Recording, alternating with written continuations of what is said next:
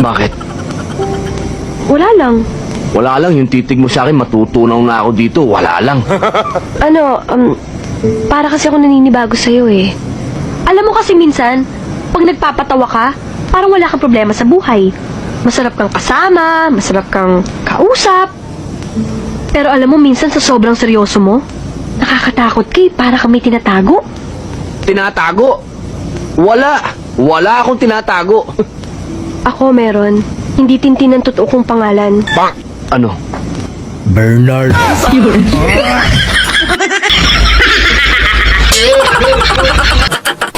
Nakanang po. Aray ko. Anak ka ng pulis ng may kawayan.